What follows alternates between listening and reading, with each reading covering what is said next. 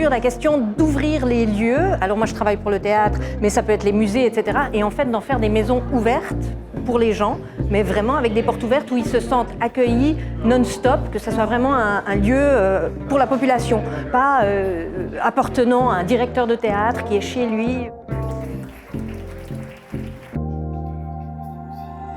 La terminologie de la participation et les directives, c'est toujours faire participer à quelqu'un, mais hors d'un point de pouvoir ou d'un avantage. Pendant que je trouve que la collaboration devrait être au milieu. Alors il y a des différentes composantes qui interagissent de manière égalitaire ou horizontale.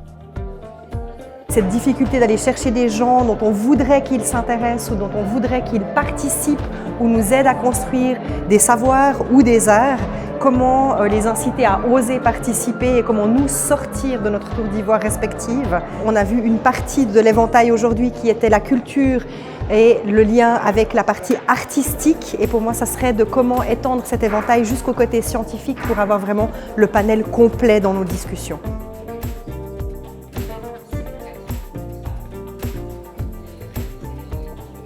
Alors, on pourrait dire que la médiation, elle est déjà réfléchie dans le projet, de ne pas créer de l'art pour l'art et après on doit le traduire pour les gens qui n'ont pas accès ou qui ne comprennent pas.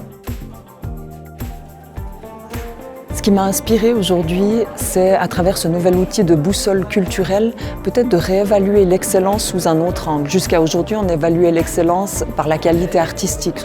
Et peut-être qu'à partir de demain, on évaluera l'excellence par rapport à la diversité ou la pluralité de ce qui est offert, ou la participation culturelle. Donc il faut permettre à chaque humain d'apporter cette richesse dans le domaine culturel. Donc soit il vient, mais on ne peut pas lui demander de toujours venir. C'est là que c'est intéressant, c'est que le politique, même si c'est compliqué, aille vers chacun des citoyens.